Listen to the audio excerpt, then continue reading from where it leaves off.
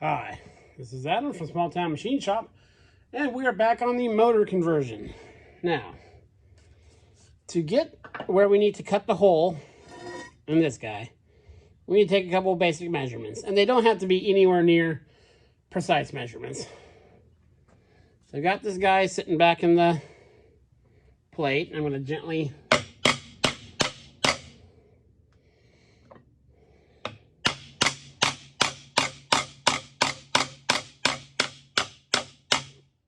tap that guy back in until he's seating there. And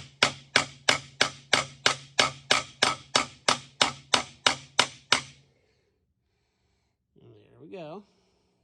Yeah, it's up a little bit.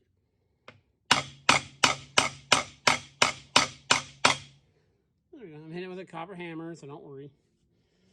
Okay, so this is the bottom. That's the shaft that's going to go down into the milling head. So what we need to do, and I purposely cut this groove up higher.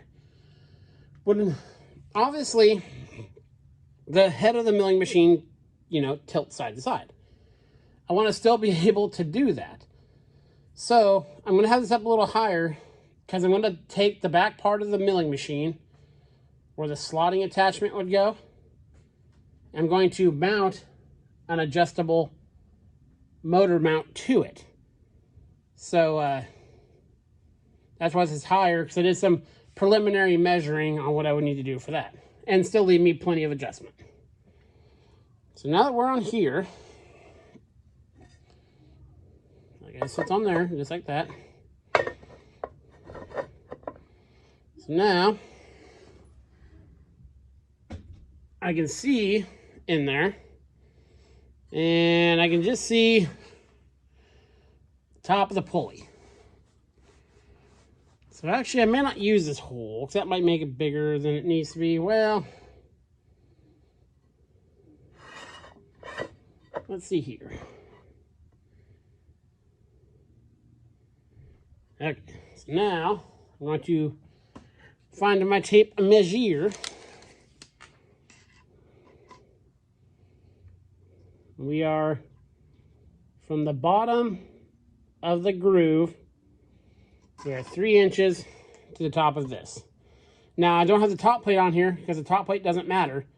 It's all in relation. The bottom, it's seated down here. So we're 3 inches within a 1/16 of an inch to the top of this lip. So let me get some marking equipment, and I'll bring you back. Okay, so I'm getting this laid out. Get kind of a bird's eye view of what's going on here. So obviously we need a little bit more room than this because clearance for the belt. Now I'd like to keep this as sturdy as I possibly can. Even if I have to cut into these ribs a little bit, they'll still be plenty strong. So this is lined up on the bolt holes on the bottom. And as you can see, we're going to have to go into there just a bit, which is fine. Also, a thing to consider when doing stuff like this, this is a 17, what was it? 1720 RPM motor. So the other pulley I want to drive this off of, I want to keep it the same speed. So we don't need to make this like this is not going to go to a bigger pulley by any means. It's going to either taper down. If I have to use a 3,000 some odd RPM motor, the pulley would be small, probably like a 2-inch pulley. Or if I use the same RPM, it'd be the same size pulley or as close as possible. And I'd shy maybe a little bit slower or a little bit smaller, because this is a variable. I do have a variable speed on this. So we only need to make the hole here as big as it would possibly be for that. We don't need to worry about it, coning outwards, if that makes sense. So let me line up these holes. And what we're going to do is basically, you see this like I am, We're gonna go. Set you down for a second here. It's hopefully gonna be a flat surface.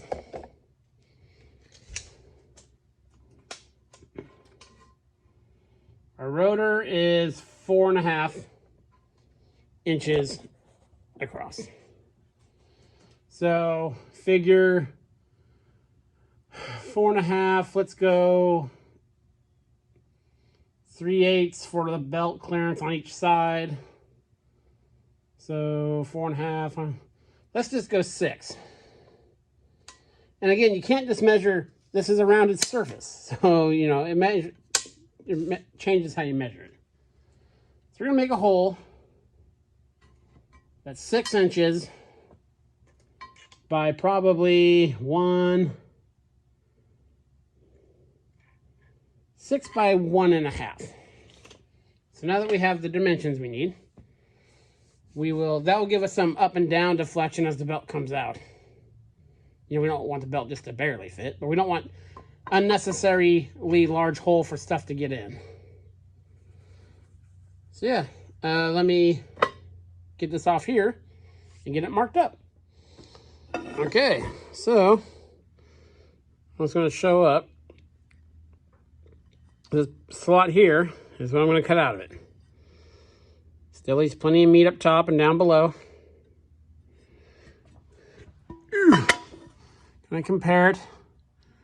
Looks good. It's probably a little bigger than it needs to be. But again, I don't know 100% that I haven't designed the drive system yet. So that'll be fine. Perfectly fine. So yeah, I'll get that. You guys can watch me cut that out. And then then the motor part's done. This part's done. In the next video, we'll assemble this, you know, put the variable speed stuff back on it and get to work on making the motor. So yeah, let me cut this out real quick and show you what we're left with. Okay, we got the slot cut. There we go. I still got to clean it up with a, you know, I'll take a rotary thing and deburr it. This is an aluminum casting, so that'll clean up real easy. And as you can see, I kind of favored the lower. I made it a little lower on, you know, than higher, because this is already going to be plenty tall enough. That way, if I had to, you know, have a little misalignment, I'd rather it be down a bit. Yes, that will work splendidly. Hole came out nice.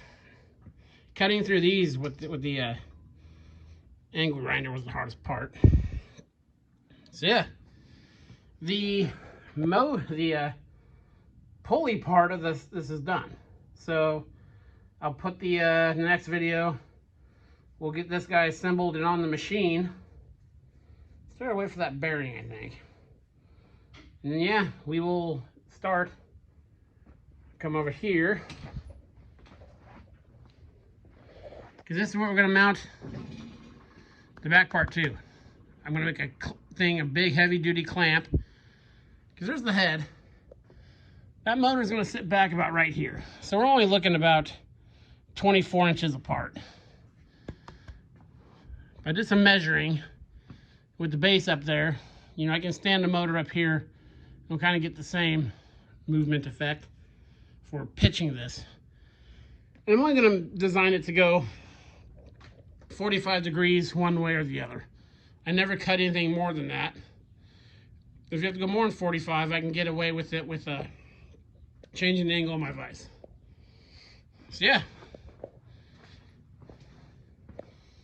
Well, some people aren't going to like the size of that hole. But you know what? This is going to work. So this is Adam from Small Town Machine Shop. Please comment, like, and subscribe, and thanks for watching.